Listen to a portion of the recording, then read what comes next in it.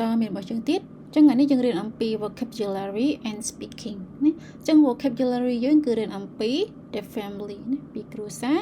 complete the diagram នៅ diagram នៅខាងក្រោមនេះ with words from the book ចឹងយកពាក្យនៅក្នុងប្រអប់ហ្នឹងឯងមកប្រើណាតោះចឹង the family អូខេចឹងពាក្យហ្នឹងក៏អត់ប្របាកដែរអ្នកគ្នាឧស្សាហ៍ប្រើដែរណាចឹង a father and mother husband and wife អូខេ daughter ណា daughter គឺ son មានកូនប្រុសកូនស្រីអូខេ sister brother grandfather ហើយអ្នកគ្នា grandmother uncle ណាលោកពូឬក៏លោកអ៊ំប្រុសស្មើនឹង aunt អូខេមីងឬក៏អ៊ំស្រី nephew ណាក្មួយប្រុសគឺ niece ក្មួយស្រី girlfriend boyfriend ណាសង្សារប្រុសអូខេទី2 complete the sentences ណាគេឲ្យយើងបំពេញប្រយោគនៅខាងក្រោមយើងមកឧទាហរណ៍ទី1 My mother's father is my grandfather ឥឡូវយើងមកវិញយទាំងអស់គ្នាអញ្ចឹងលោកប៉ារបស់អ្នកណារបស់ម៉ាក់ខ្ញុំគឺត្រូវជាលោកតារបស់ខ្ញុំអូខេទី2 My father's mother is my ម៉ាក់របស់អូខេម៉ាក់របស់ប៉ាខ្ញុំត្រូវអីយ៉ាងខ្ញុំម៉ាក់របស់ប៉ាខ្ញុំគឺត្រូវជា my grandmother អូខេ My mom's sister is my ចឹង my mom's sister ណាបងស្រីរបស់ម៉ាក់ខ្ញុំត្រូវជាអីនឹងខ្ញុំគឺ my aunt អូខេត្រូវជាអ៊ំខ្ញុំណាអ៊ំស្រីខ្ញុំ My aunt's husband is my ណាប្តីរបស់មីងខ្ញុំត្រូវជា my uncle My sister's son is my អូខេចឹង my sister's son ណាកូនប្រុសរបស់បងស្រីខ្ញុំត្រូវជា my nephew អូខេ My brother daughter is my កូនស្រីរបស់បងប្រុសខ្ញុំត្រូវជានឹងខ្ញុំ my niece ណាតើជាក្មួយស្រីខ្ញុំអូខេណា nephew ក្មួយប្រុស niece ក្មួយស្រីអូខេមានប៉ុណ្ណឹងហើយទី7នេះ use this word to complete sentences 7 8 and 9ចឹងយើងយកពាក្យខាងក្រោមនេះណាមកបំពេញប្រយោគនៅខាងក្រោមណាទី7ទី8ហ្នឹងអូខេ Your mother and your father are your អូខេម៉ាក់ហើយនិងប៉ារបស់អ្នកត្រូវជាអី Your parents ណាពុកម្ដាយរបស់អ្នក Your son and your daughter ណាកូនប្រុសអ្នកហើយនិងកូនស្រីអ្នកត្រូវជាអីនឹងអ្នកណាកូនរបស់អ្នកណា Your children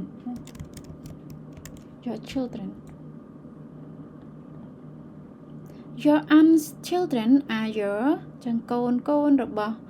មីងអ្នកត្រូវជាអីនឹងអ្នកគឺ cousin ណាចដូនមួយអូខេ cousin អូខេតោះមើលខាងលើគេឲ្យយើងធ្វើអីណាចឹងកន្លែងនេះគេឲ្យយើង stop listen and write the names ចឹងគេឲ្យយើង stop ហើយសរសេរឈ្មោះណាទៅសរសេរឈ្មោះពួកគាត់មកចឹង Joseph family យើងមើលគូសាររបស់ Joseph លើទៅរក Joseph សិនអូខេនេះគឺជា Joseph អ្នកគ្នាចឹងនេះគឺជាឈ្មោះពួកគាត់ខាងក្រោមនេះចឹងយើងនឹងស្ដាប់ណាស្ដាប់ហើយយើងយកឈ្មោះទាំងអស់នឹងឯងមកដាក់ក្នុងប្រអប់នេះអូខេអញ្ចឹងយើងចាប់ផ្ដើមពី Joseph ទៅ Joseph គាត់ជាអ្នកនិយាយណា Tape script 1.14 ណា Joseph My family isn't very big. I have a sister, Andrea. She's 18. អូខេអញ្ចឹងគាត់ថាគ្រួសាររបស់ខ្ញុំមិនសូវជាធំទេណា isn't very big មិនសូវធំទេហើយគាត់មានណាប្អូនស្រីម្នាក់ណាឈ្មោះអីអត់គ្នាចាប់បានអត់មិញអ្នកយើងមើលណាយើងមើលបន្ទាត់ពួកគាត់អញ្ចឹងពុកម្ដាយរបស់គាត់នៅខាងលើណាអញ្ចឹងកន្លែងនេះគឺឈ្មោះអីគេមិញចាប់បានអត់គឺ Andrea អូខេ Andrea 18បន្ទាប់មក and a brother, Richard. Okay. He's 25. Okay, a brother Richard 25 okay ចឹងឈ្មោះ Richard okay យើងមើលខាងលើ Richard 25 បន្តមកទៀតតើអ្នកណានឹងគាត់នឹងលើកមកនិយាយ They're not married. I'm married, and my wife's name is Isabel. អញ្ចឹងគាត់ថាបងប្អូនគាត់នឹងមិនទាន់រៀបការទេប៉ុន្តែគាត់រៀបការហើយជាមួយនឹងប្រពន្ធគាត់ឈ្មោះអីអ្នកគ្នា Isabel ណាឈ្មោះ Isabel ហើយមិនទៀត We have 2 children, Okay. a daughter, Nancy. That's Nancy. She's 4.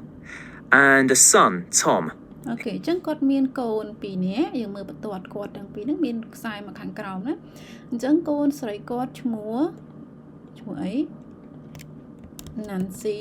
ហើយនឹងកូនប្រុសគាត់ឈ្មោះ Tom អូខេ He's only 6 months old. We live near my parents. My dad's name is John. អញ្ចឹងwe live with ណា our parents អូខេអញ្ចឹងគាត់រស់នៅជិតពុកម្ដាយរបស់គាត់ដែរអញ្ចឹងយើងមើលគាត់និយាយពីអ្នកណាមិញនិយាយពី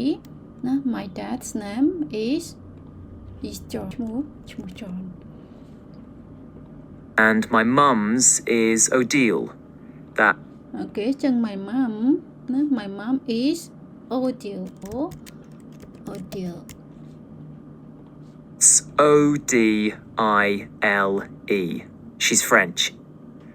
My grandmother lives with them. Her name's Marie. She's my mum's mum. My mom's mom អូខេអញ្ចឹង Mary. My mom's mom គឺណាម៉ាក់របស់ម៉ាក់ខ្ញុំអូខេឥឡូវយើងស្ដាប់ម្ដងទៀតណាយើង check មើលអូខេតោះ Tape script 1.14. My family isn't very big. I have a sister, Andrea. She's 18. And a brother, Richard. He's 25. They're not married. I'm married, and my wife's name is Isabel. We have 2 children, a daughter, Nancy. That's Nancy. She's 4. And a son, Tom. He's only 6 months old. We live near my parents. My dad's name is John, and my mum's is Odile. That's Odile. She's French. My grandmother lives with them. Her name's Marie. She's my mum's mum. អូខេត្រូវហើយត្រូវអស់ហើយអូខេខាងក្រោមក៏ឲ្យយើងធ្វើអីតោះអញ្ចឹង write the name of some people in your family as an answer question with a partner អញ្ចឹងយើងលើកឈ្មោះសមាជិកនៅក្នុងផ្ទះរបស់យើងមកមានឈ្មោះអីខ្លះអញ្ចឹងយើងអាចប្រាប់ទៅមិត្តភ័ក្តិរបស់យើងហើយអញ្ចឹងមិត្តភ័ក្តិរបស់យើងអត់ស្គាល់ថាឈ្មោះហ្នឹងជាអ្នកណាអញ្ចឹងយើងអាចសួរបានឧទាហរណ៍នៅខាងក្រោម Who's Alberto ថា Alberto ជាអ្នកណាដោយសារមិត្តភ័ក្តិគាត់ហ្នឹងលើកឈ្មោះនឹងឡើងមកអញ្ចឹងគាត់សួរអញ្ចឹង He's my father ឈ្មោះហ្នឹងគឺជាប៉ារបស់ខ្ញុំ Who are Martha and Rachel អូខេអញ្ចឹងតើពួកគាត់ជាអ្នកណា They are my cousins ណាពួកគាត់ជាជីដូនមួយរបស់ខ្ញុំ Who's Lois តើ Lois ជាអ្នកណាអូខេអញ្ចឹងយើងដាក់មកឧទាហរណ៍ណាដូចគ្នាអូខេយើងធ្វើគម្រោងបែបហ្នឹងកាលនេះគេ talk to your partner about your family ចាយើងអាចប្រាប់កន្លែងនេះគឺខាងលើយើងទៅសេឈ្មោះដើម្បីឲ្យគេសួរយើងខាងក្រោមគឺយើងប្រាប់ពីពណ៌នាអំពីសមាជិកគ្រួសាររបស់យើងតែម្ដងឧទាហរណ៍ដូចជា my grandmother is 72ណា my grandfather is យើងដាក់មកអាយុប្រមាណ they live គាត់រស់នៅឯណា I like my aunt ហើយអ្នកណាទៀតអូខេ I have ប្រមាណ cousin មកណាជីដូនមួយអូខេមានប៉ុណ្ណឹងកន្លែងនេះអ្នកនរគ្នាដែលមិនទាន់បានចុច subscribe កុំភ្លេចចុច subscribe ដើម្បីយើងមើលមេរៀនបន្តទៀតណាហើយអ្នកដែលចង់ចូលរៀនកុំភ្លេចចុច link នៅខាងក្រោមពួកទីឆាមានតម្លាក់ link ដែរដើម្បីយើងអាចចូលទៅ chat ក្នុង page ដើម្បីចុះឈ្មោះរៀនផ្ទាល់អូខេ thank you